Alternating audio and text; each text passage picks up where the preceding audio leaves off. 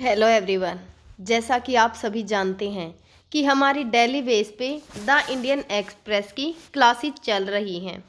तो आज है 15 अक्टूबर और आज की हमारी जो इम्पोर्टेंट न्यूज़ रहेंगी वो होंगी गूगल का आंध्र प्रदेश में एआई निवेश, चीन में कच्चे तेल भंडारण में वृद्धि, वेस्ट इंडीज़ क्रिकेट का पतन जो है किस प्रकार से हुआ है।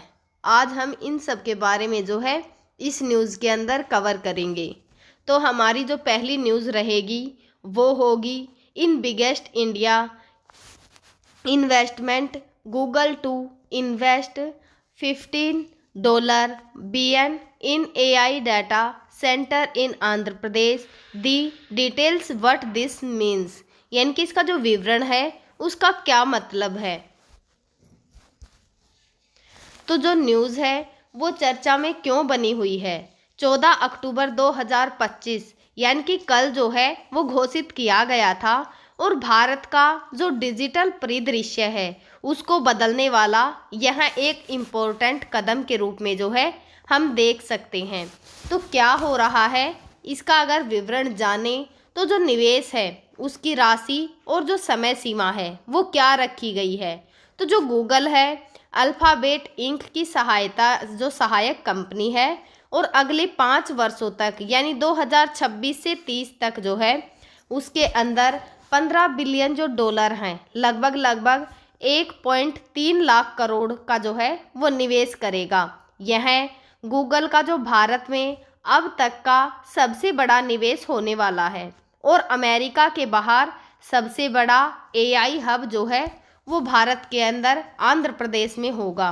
और अगर बात करें इसके स्थान और स्केल की तो यह विशाखापट्टनम विजाग आंध्र प्रदेश में जो है वो बनने जा रहा है। यहाँ 1 गीगावाट स्केल का जो डाटा है वह सेंटर कैंपस होगा जो कि बाद में मल्टी GW तक बढ़ सकता है। तथा जो ये गूगल है इसके ग्लोबल जो सर्विसेज हैं जैसे कि सर्च का यूट्यूब या फिर जो वर्क स्पेस है इसको सपोर्ट करने वाला स्टैंडर्ड जो है वो इस पर बन जाएगा। साथ ही नया जो इंटरनेशनल सबसी केबल गेटवे है जो कि मुंबई और जो चेन्नई है उसके मौजूदा लैंडिंग्स को सप्लीमेंट करने वाला है। और अगर बात करें एक्सपेड फाइबर ऑप्टिक्स जो है इसका नेटवर्क भी बनेगा। और अगर बात करें पार्टनरशिप की कि क्या कोई इसे अकेला जो है वो बनाएगा या फिर पार्टनरशिप में कौन कौन है, तो जो इसका इंफ्रास्ट्रक्चर है जो अदानी कनेक्शन यानी कि जो अदानी ग्रुप ऑफ माइक्रोसॉफ्ट का जॉइंट वेंचर है और एयरटेल के साथ मिलकर बिल्डिंग और एनर्जी लोकल पार्टनर्स के साथ क्लीन जो एनर्जी है यानी कि जो ट्रांसमिशन लाइसेंस है और जनरेशन और जो स्टोरेज सिस्टम है इन पर फोकस किया जाएगा जो कि आंध्र प्रदेश की जो ग्रिड है उसको और अधिक मजबूती प्रदान करेगा। गूगल का जो मौजूदा एनर्जी एफिशिएंट डाटा सेंटर है जो कि स्टैंडर्ड्स फॉलो जो हैं उसके अंदर किए जाएंगे। और जो ये घोषणा है इसका जो बैकग्राउंड है उसे जाने तो 14 अक्टूबर 2025 को नई दिल्ली के अंदर जो मेमोरेंडम ऑफ अंडरस्टैंडिंग जो MOU है वहाँ पर इसको साइन किया गया है। तो वहाँ पर जो है कौन कौन मौजूद थे उसके बारे में जाने तो जो गूगल क्लाउड CEO हैं थॉमसन कुरियन, केंद्रीय मंत्री अश्विन वैष्णव, निर्मला सीतारमण, आंध्र प्रदेश के CM N चंद्रबाबू नायडू और IT मंत्री नारा लोकेश। गूगल के जो CEO हैं सुंदर पिचाई ने PM नरेंद्र मोदी से बात की और यह भारत का AI मिशन और जो विकसित भारत 2047 तक जो बनाने की योजना है उसी विजन से यह जुड़ा हुआ है। इसमें AI पर फोकस किया जाएगा यानी कि जो हब है इसमें गूगल के मॉड्यूल्स जैसे कि जेमिनी, इमेजन और जो VO डिप्लॉय हैं वो मौजूद होंगे।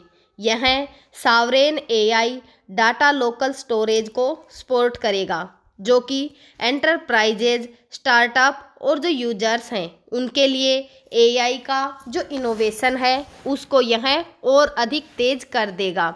और जो पिछले कन्वेक्शन है यह 2023 के जो $10 बिलियन इंडिया जो डिटाइजेशन है फंड का उससे अलग है। कुछ जो पुरानी रिपोर्ट हैं उनमें 6 से $10 बिलियन का जिक्र किया गया था, लेकिन जो आधिकारिक घोषणा की गई है वो $15 बिलियन की गई है। और अगर बात करें कि जो एक्स है उस पर इसकी जो चर्चा हुई है उसमें साफ है कि यह नायडू सरकार जो है उनके प्रयासों का नतीजा है। जैसे कि जो माइक्रोसॉफ्ट है उसका हैदराबाद हब है। इसका क्या मतलब है, जो कहा जा रहा है कि इसका क्या मतलब है या फिर इसका क्या प्रभाव पड़ेगा, तो उसके बारे में जानते हैं। यह निवेश जो है सिर्फ जो आंध्र प्रदेश या फिर जो भारत है उसके लिए नहीं है, बल्कि जो ग्लोबल एआई की रेस है उसके लिए यह एक गेम चेंजर जो है वो साबित होगा। और अगर बात करें इसके आर्थिक प्रभाव की, तो जॉब जो क्रिएशन है यानी कि सीधे जो है 5 से 6 हज़ार जो जॉब हैं वो मिलेंगी। जैसे कि जो टेक है इसका कंस्ट्रक्शन होगा या फिर जो मैनेजमेंट है उसके लिए। और अप्रत्यक्ष रूप से 1.88 लाख जो जॉब्स हैं वो इसके अंदर मौजूद होंगी। राज्य को इससे सालाना 10,000 करोड़ जो रेवेन्यू है यानी कि जो टैक्स है वो प्राप्त होगा। और अगर बात करें जीडीपी बूस्ट की, तो आंध्र प्रदेश को जो डेटा कैपिटल है उसे बनाने में यह मददगार साबित होगा। और राज्य सरकार 2029 तक 6G जो JW का डाटा है सेंटर कैपेसिटी बनाने का जो प्लान है वो कर रही है, यानी कि यह जो है 2029 तक बन के तैयार हो जाएगा। ऐसी जो प्लानिंग है वो की जा रही है। यह FDI का जो है एक बड़ा इंजेक्शन है जो कि टूरिज्म, एनर्जी और जो टेक सेक्टर है उसको अटैक जो है वो करने वाला है। और जो टेक्नोलॉजी और इसका जो इनोवेशन है यानी कि जो टेक और इनोवेशन है उसमें AI का जो डेमोक्रेटाइजेशन है यानी कि जो AI फॉर ऑल का लक्ष्य है। और स्टार्टअप बिजनेस और जो डेवलपर्स हैं उनको हाई पावर जो AI टूल्स हैं वो दिए जाएंगे जो कि इनोवेशन को स्पीड अप जो हैं वो करने वाले हैं। भारत के 90 करोड़ प्लस जो इंटरनेट यूजर्स हैं उनको क्लाउड सर्विसेज जो हैं वो तेज़ की जाएंगी। अगर बात करें इसकी ग्लोबल कनेक्टिविटी की, तो नया जो है वो सबसे केबल रूट डाइवर्सिटी देगा और जो इंटरनेट है उसकी रेजिलेंस को बढ़ा देगा। और गूगल के जो है $85 बिलियन जो ग्लोबल डाटा सेंटर है उसके प्लान का हिस्सा है। जो सस्टेनेबिलिटी और जो एनर्जी है यानी कि जो क्लीन एनर्जी है उस पर इसका फोकस रहेगा, जिससे कि जो आंध्र प्रदेश है उसकी रिन्यूएबल जो ग्रिड है वो और अधिक मजबूत होगी। और यह गूगल की जो ग्लोबल कमिटमेंट है यानी कि जो कार्बन न्यूट्रल डाटा सेंटर है उससे भी मैच करता है। और जो राजनीतिक और जो स्ट्रेटेजिक जो हैं इसका क्या मतलब है, आंध्र प्रदेश के लिए जो CM नायडू हैं उनकी यंगेस्ट जो स्टेज है यानी कि हाईएस्ट जो इन्वेस्टमेंट स्ट्रेटजी है इसका यह एक सबूत है। और जो राज्य है उसमें सब्सिडाइज लैंड और जो इलेक्ट्रिसिटी है वो भी ऑफर कर रहा है। एक्स पर TDP जो समर्थन है इसे CBN जो मैजिक है वो बता रहे हैं। और भारत के लिए जो PM नरेंद्र मोदी हैं, जो प्रधानमंत्री नरेंद्र मोदी हैं, उन्होंने विकसित भारत का जो विज़न है उसको इसके माध्यम से जो है वो साकारना चाहते हैं। और जो माइक्रोसॉफ्ट, अमेजन जैसे जो कॉम्पिटिटर्स हैं जो कि भारत में अरबों डॉलर जो है वो लगा रहे हैं, लेकिन US जो है वो इंडिया जो ट्रेड टेंशन चल रही है यानी कि जो ट्रंप के द्वारा लगाए जा रहे टैरिफ हैं भारत के ऊपर, उनके बीच में यह जो निवेश है वो मजबूत जो है एक सिग्नल के रूप में दिखाई दे रहा है। और इसको लेकर क्या क्या चुनौतियां जो हैं वो सामने आ रही हैं, तो जो AI डिमांड है उससे एनर्जी जो कंजप्शन है वो बढ़ जाएगा। लेकिन जो क्लीन फोकस है उससे बैलेंस होगा। और जो एक्स पर डिबेट है कि क्या यह पुरानी जो 6 से 10 भी जो डॉलर हैं उसका प्रपोजल का जो एक्सटेंशन है या फिर नहीं है, यह जो है नया और बहुत ही बड़ा है। तो अब हम जो है इस न्यूज़ से रिलेटेड जो क्वेश्चन हैं उनको सॉल्व करेंगे। यानी कि डायरेक्ट इस जो न्यूज़ है इससे तो अब तक क्वेश्चन कैसे आ सकते हैं, क्योंकि जो ये न्यूज़ है ये तो हाल ही में चर्चा में है, लेकिन पहले भी ऐसे ही जो न्यूज़ चर्चा में आई हैं उनसे रिलेटेड जो यूपीएससी में प्रीवियस ईयर के क्वेश्चन पूछे गए हैं उनको जानने की कोशिश करेंगे। तो हमारा पहला जो क्वेश्चन रहने वाला है कि भारत में विदेशी प्रत्यक्ष निवेश यानी कि जो एफडीआई है निम्नलिखित में से कौन शामिल होता है। नंबर 1, भारत में विदेशी कंपनी की सहायक कंपनियां। नंबर 2, भारतीय कंपनियों में बहुमत विदेशी इक्विटी होल्डिंग। नंबर 3, पूरी तरह से विदेशी कंपनियों द्वारा वित्त पोषित कंपनियां। डी, विदेशी संस्थागत निवेशों द्वारा खरीदे गए शेयर। तो हमारा जो आंसर रहने वाला है वो होगा 1, 2 और 3। तो हमारा जो दूसरा क्वेश्चन है कि भारत में जो विदेशी प्रत्यक्ष निवेश है एफडीआई के संदर्भ में निम्नलिखित में से कौन सी इनकी प्रमुख जो विशेषताएं हैं वो मानी जाती हैं। ए, यह मुख्य रूप से सूचीबद्ध जो कंपनियां हैं उनमें पूंजी साधनों के माध्यम से निवेश है। बी, यह मुख्य रूप से जो गैर ऋण सर्जन करने वाली पूंजी प्रवाह है। सी, यह एक ऋण सेवा वाला जो निवेश है उसको शामिल करता है। डी, यह सरकारी प्रतिभूतियों में विदेशी संस्थागत जो निवेशक हैं उन द्वारा किया गया निवेश है। तो हमारा जो आंसर रहेगा वो होगा बी, यह मुख्य रूप से गैर ऋण सर्जन करने वाला पूंजी प्रवाह है। हमारा जो नेक्स्ट क्वेश्चन रहेगा कि निम्नलिखित कथनों पर विचार करें। नंबर 1, विदेशी मुद्रा परिवर्तन या बॉन्ड। नंबर 2, कुछ शर्तों के साथ विदेशी संस्थागत निवेश। नंबर 3, ग्लोबल जो डिपोजिटरी रसीदें। नंबर 4, जो गैर निवासी बाहरी जमा। तो हमारा जो आंसर रहेगा वो होगा जो उपरोक्त में से कौन सा जो विदेशी प्रत्यक्ष निवेश है यानी कि जो एफडीआई है उसमें शामिल हो सकता है। तो हमारा जो आंसर रहेगा वो होगा 1, 3 और 4। यानी कि जो कहा गया है कि कुछ शर्तों के साथ विदेशी जो संस्थागत निवेश है वो नहीं होने वाला। तो जो हमारा नेक्स्ट क्वेश्चन है कि भारत में निम्नलिखित कथनों पर विचार करें कि भारत में गैर बैंकिंग जो वित्तीय कंपनियां हैं भारतीय रिजर्व बैंक की जो लिक्विडिटी एडजस्टमेंट जो फैसिलिटी विंडो है वहां तक पहुंच सकती हैं। नंबर 2, भारत में विदेशी संस्थागत जो निवेशक हैं यानी कि जो एफआईआई है जो सरकारी प्रतिभूतियां हैं जी सेक्स रख सकते हैं। तो हमारा जो आंसर रहेगा वो होगा 1 और 2 दोनों ही सही हैं। आज का हमारा जो मेंस का क्वेश्चन रहेगा वो होगा भारत के जो सामाजिक आर्थिक आवश्यकताएं हैं उनको पूरा करने के लिए कृत्रिम बुद्धिमत्ता यानी कि एआई का उपयोग कैसे किया जा सकता है, चर्चा कीजिए। हमारी जो नेक्स्ट न्यूज़ रहेगी कि building barrels what is fuelling China crude oil stockpiling over drive.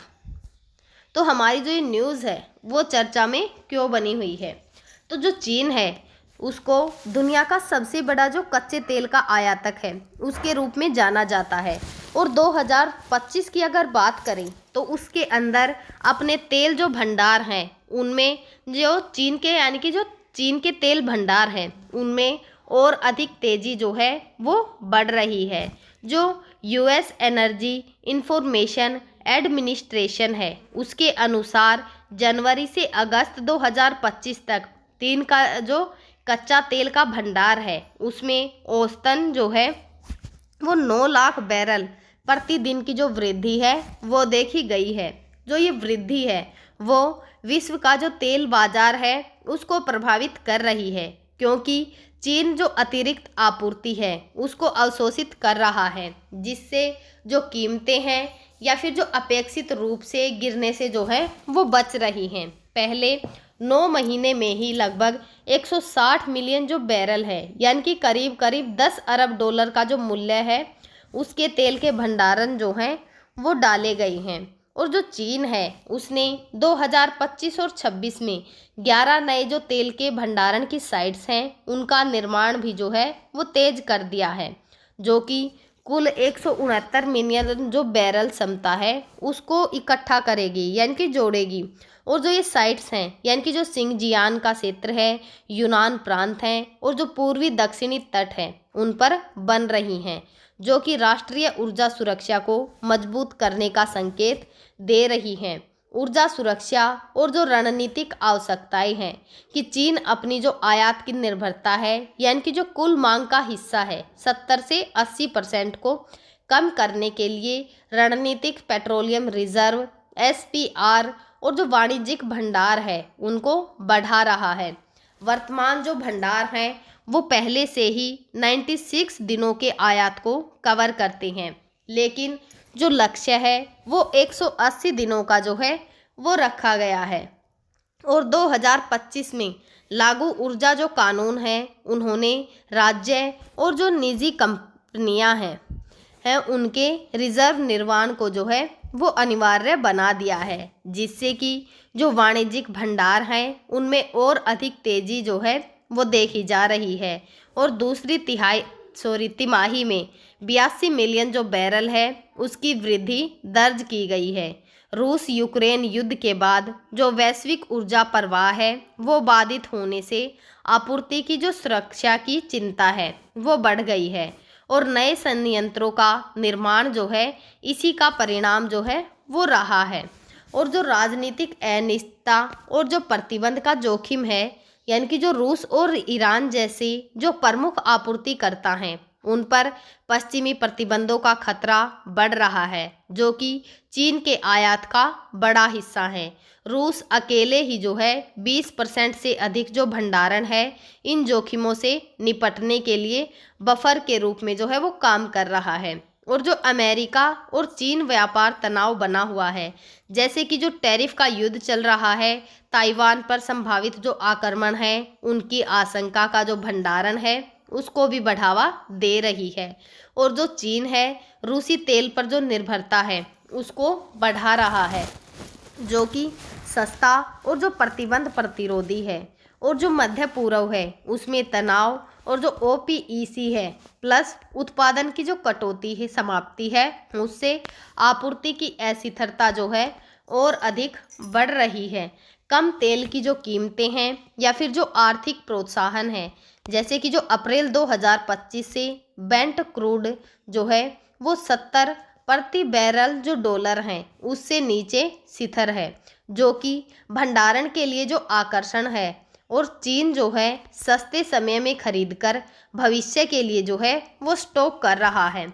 जो वैश्विक अधिशेष है यानी कि जो OPEC प्लस कटौती समाप्ति से 2.2 जो मिलियन BPD अतिरिक्त आपूर्ति है, उसके बावजूद चीन का जो भंडारण बाजार है उसको संतुलित रख रहा है। और यह जो है वो 5,30,000 जो BPD है अतिरिक्त मांग को पैदा कर रहा है। और जो स्वदेशी उत्पादन है कि 4.3 मिलियन जो BPD और आयात है 11 मिलियन BPD जो रिफाइनरी प्रसंस्करण है इससे अधिक है, जिससे कि अधिशेष जो भंडारण है उसमें जा रहा है। जो बुनियादी ढांचे हैं उनका विस्तार और जो नीतिगत समर्थन है यानी कि जो भंडारण की क्षमता है 2015 के 1.4 अरब बैरल से बढ़कर 2024 में 2.03 बैरल जो है हो गई है। और जो ये नई साइट्स हैं इनसे यह 2026 तक और अधिक बढ़ेगी। और जो सरकारी निर्देश हैं इनसे राज्य तेल जो कंपनियां हैं उनका भंडारण बढ़ा रही हैं। 2023 से 140 मिलियन बैरल जो खरीद है उसका आदेश जारी किया गया है। हम जो है अब इस न्यूज़ से रिलेटेड जो PYQs हैं प्रीवियस ईयर के उनको सोल्व करेंगे। तो निम्नलिखित कथनों पर विचार कीजिए। नंबर 1, जर्मेनियम को रक्षा, दूरसंचार, नवीकरणीय ऊर्जा में जो अनुप्रयोग हैं उनके कारण महत्वपूर्ण खनिज माना जाता है। दूसरा है, चीन जर्मेनियम का सबसे बड़ा उत्पादक और निर्यातक है। तो उपरोक्त कथनों में से कौन से कथन सही हैं? केवल 1, बी केवल 2, सी दोनों, 1 और 2, डी न तो 1 और न ही 2। तो हमारा जो आंसर रहेगा वो होगा सी, दोनों, 1 और 2। हमारा जो नेक्स्ट क्वेश्चन रहने वाला है कि निम्नलिखित में से कौन सा ऊर्जा संसाधन गैर पारंपरिक है? ए तेल, बी कोयला, सी बायोगैस, डी कोई नहीं। तो हमारा आंसर रहेगा जो गैर पारंपरिक स्रोत है वो है बायोगैस। 2019 में पूछा गया क्वेश्चन है कि परमाणु ऊर्जा किससे निकाली जाती है? यूरेनियम से, थोरियम से, प्लूटोनियम से या फिर सभी से। तो हमारा आंसर रहने वाला है सभी से, यूरेनियम, थोरियम और प्लूटोनियम। निम्नलिखित में से किस नवीकरणीय ऊर्जा संसाधन की स्थापित क्षमता देश में सर्वाधिक है? सौर, पवन, बायोमास, हाइड्रो। तो हाँ, क्या होगा आंसर? ए सौर, बी पवन, सी बायोमास, डी हाइड्रो। तो हमारा आंसर होगा ए सौर। जो हमारा नेक्स्ट क्वेश्चन है कि OPEC प्लस द्वारा तेल उत्पादन कटौती का भारत पर क्या प्रभाव पड़ता है? नंबर 1 आयात का बढ़ना, बी कीमतें गिरना, सी कोई प्रभाव नहीं, डी निर्यात का बढ़ना। तो हमारा जो आंसर होगा वो होगा आयात का बढ़ना। बुनियादी ढांचागत जो परियोजनाएं हैं उनमें सार्वजनिक निजी साझेदारी यानी कि जो PPP है, इसकी सफलता के कारक क्या हैं? ऊर्जा क्षेत्र में PPP की जो चुनौतियां हैं उनका वर्णन कीजिए। आज का हमारा इस न्यूज़ से रिलेटेड ये मेंस का क्वेश्चन है। हमारी जो आज की लास्ट न्यूज़ रहने वाली है वो होगी with India defending West Indies in test series, what else the once formidable cricketing against. तो जो ये न्यूज़ है वो चर्चा में क्यों बनी हुई है? जो वेस्ट इंडीज़ क्रिकेट टीम है उसका एक समय का दुर्जेय स्वरूप जो है आज इतिहास का हिस्सा बन चुका है। अगर बात करें 1970 और 90 के दशक में तो यह टीम जो है क्रिकेट जगत की सबसे डरावनी ताकत थी। तेज गेंदबाज थे उनकी फौज, और जो Michael Holding, Malcolm Marshall, Joel Garner, Courtney Walsh और जो आक्रामक बल्लेबाज हैं जैसे कि विव रिसर्चर, बायरनर लारा, उनके दम पर जो है उन्होंने 15 साल तक कोई टेस्ट सीरीज जो है वो नहीं हारी थी। लेकिन अगर बात करें आज की तो 2025 की भारत के खिलाफ जो टेस्ट सीरीज है उसमें 2 से जो है क्लीन स्वीपर हार के बाद में उनकी जो परेशानियां हैं और गहरी भी जो हैं वो हो गई हैं। यह हार न सिर्फ सतह की समस्या है बल्कि जो वेस्ट इंडीज़ क्रिकेट की संरचना है उसकी दूरदर्शा का जो आईना है वो साफ साफ दिखाई दे रहा है। और अगर बात करें तत्कालीन जो हार हुई है उसका क्या असर हुआ है, तो भारत के खिलाफ लगातार जो है 10वीं सीरीज हार चुके हैं। यह किसी एक टीम के खिलाफ टेस्ट क्रिकेट का जो रिकॉर्ड है यानी कि जो 2002 है उसके बाद से वेस्ट इंडीज़ ने भारत के खिलाफ एक भी जो टेस्ट है उसको नहीं जीता है। जो अहमदाबाद टेस्ट में 3 दिन में जो है 1 पारी और 140 जो रन हैं उनसे हार गई है। और जो दिल्ली है उसमें फॉलो ऑन के बाद 7 विकेट से जो शिकस्त है उसके आंकड़े जो हैं बहुत ही शर्मनाक हैं। तो जो WTC है अगर उसके संघर्ष की बात करें तो वर्ल्ड टेस्ट जो चैंपियनशिप है 2025 से 27 साइकिल में वेस्ट इंडीज जो है 6वें स्थान पर है। लेकिन ये जो रैंकिंग है उनकी पिछली जो हार हैं, जैसे कि ऑस्ट्रेलिया के खिलाफ 3-0 का जो नतीजा है उसका है, और भारत की जो जीत है जिससे कि उनका जो पॉइंट टेस्ट टेबल और ख़राब हुआ है। और जो घरेलू और वैश्विक स्तर पर जो गिरावट है उसकी बात करें तो हाल ही में जो नेपाल है उससे T20 की जो हार, और जो ऑस्ट्रेलिया के खिलाफ टेस्ट जो 27 रन पर ऑल आउट हो गए, यानी कि जो ये टेस्ट का जो इतिहास है उसका दूसरा सबसे कम जो स्कोर है उसे देखा जा रहा है। और जो ये घटनाएं हैं कि टीम के मनोबल को जो है वो और अधिक तोड़ रही हैं। तो इसके मुख्य कारण क्या हैं कि इन्हें बार बार जो हार का सामना करना पड़ रहा है वो क्यों करना पड़ रहा है। वेस्ट इंडीज़ की जो परेशानी है सिर्फ फॉर्म ही नहीं है, बल्कि गहरी जड़ें जो हैं उनकी रहने वाली हैं कि जो पूर्व दिग्गज हैं, यानी कि जो माइकल होल्डिंग है, उन्होंने इसे सिस्टम में जो कैंसर है वो बताया है। और T20 और जो IPL है उसका आकर्षण जो है वो युवा खिलाड़ी, यानी कि जो T20 लीग्स हैं, IPL CPL की ओर जो है वे भाग रहे हैं, जहां पर कम समय में जो है वो ज़्यादा पैसा कमाना चाहते हैं कि टेस्ट जैसे कि लंबे फॉर्मेट में रुचि उनकी कम हो रही है। जो जैसन होल्डर जैसे दिग्गज भी T20 पर जो हैं वो फोकस कर रहे हैं। जो बल्लेबाज हैं लाइनअप जो है वो कमज़ोर है। 2022 से जो रीजनल है 4 डे टूर्नामेंट हैं उनमें सिर्फ 5 बल्लेबाजों का जो औसतन है वो 40 प्लस रहा है। और जो बोर्ड है उसका खराब मैनेजमेंट। क्रिकेट जो वेस्ट इंडीज़ है उसमें राजनीति, यानी कि जो कम फंडिंग और जो खराब कोचिंग सिस्टम है उसका भी नतीजा है। जो दिग्गज हैं लारा रिचर्ड्स, उनको समिट बुलाना पड़ा, लेकिन सुधार जो है अभी भी धीमे बने हुए हैं। जो चोटिल खिलाड़ी हैं जैसे कि जो समर जोसेफ हैं, अल्जारी जोसेफ हैं, उनकी कमी। टीम बिना जो मुख्य गेंदबाज है उनके खेली है। और जो अन्य खेल हैं उनका प्रतिस्पर्धाएं, यानी कि जो एथलेटिक्स हैं उनसे बोल्ट जैसे और जो फुटबॉल खिलाड़ी हैं उनको खींच ले जाते हैं। क्रिकेट में कम इनाम, ज़्यादा सिरदर्द जो है वो दिखाई दे रहा है। जो टैलेंट पुल जो है वो सिकुड़ गया है, जो कि जमैका जैसे जो तेज़ गेंदबाज का गढ़ जो है अब एथलीट्स जो है वो उगाता है।